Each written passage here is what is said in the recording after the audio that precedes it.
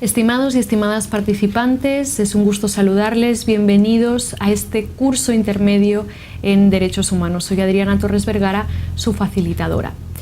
Me gustaría agradecerles su participación y su compromiso con el mismo. Se preguntarán por qué es importante estudiar los derechos humanos o seguir estudiando los derechos humanos. La base ética de los derechos humanos debe ser la inspiradora de la actividad desarrollada por todos los órganos públicos y por todos los entes estatales. Por ello, los funcionarios públicos deben recibir una educación integral en derechos humanos.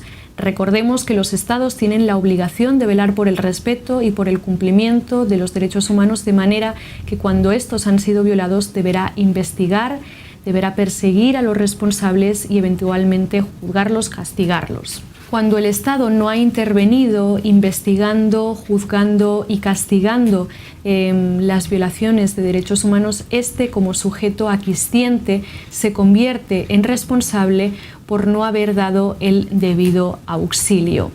Sin embargo, es importante observar que la protección de los derechos humanos no es exclusiva de los mecanismos internacionales, sino que los mismos Estados deben establecer mecanismos internos de protección de los derechos humanos, y cuando los Estados no han investigado, perseguido, juzgado y castigado a sus responsables, entonces lo harán estos mecanismos internacionales. De esta forma, los Estados, además de ratificar los instrumentos internacionales de derechos humanos, también consagran dentro de su ordenamiento los mismos y establecen y crean estos mecanismos internos de protección de los derechos humanos. En este curso intermedio pretendemos estudiar en la primera de las lecciones la asunción dentro del ordenamiento panameño de los derechos humanos. En primer lugar, estudiaremos el neoconstitucionalismo. ¿Qué es el neoconstitucionalismo y cuál es su relación con la protección de los derechos humanos? El principio de legalidad. Estudiaremos también las barreras constitucionales a las limitaciones de los derechos fundamentales. ¿Se pueden o no se pueden limitar los derechos fundamentales? ¿Cuándo? ¿De qué forma? ¿Y bajo qué requisitos? Estudiaremos también el control de convencionalidad y de constitucionalidad, el derecho a impugnar la legalidad de la privación de libertad o el recurso de habeas corpus, el habeas data y el defensor del pueblo. En la segunda de las unidades estudiaremos lecciones básicas de derecho internacional.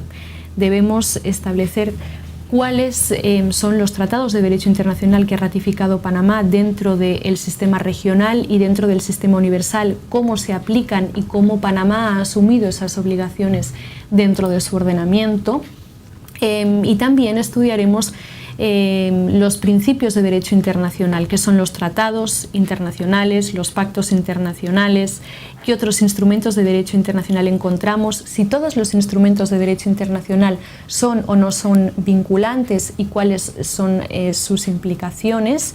Y por último, analizaremos cuáles son los logros de Panamá en materia de derechos humanos, así como los retos para el futuro.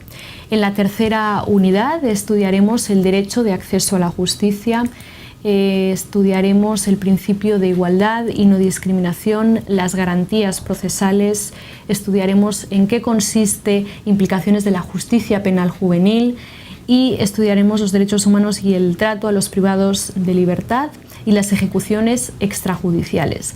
Sobre esta temática cabe aclarar que, aunque parezcan temas estrictamente del campo jurídico, engloban el esfuerzo y el conocimiento de otros operadores públicos.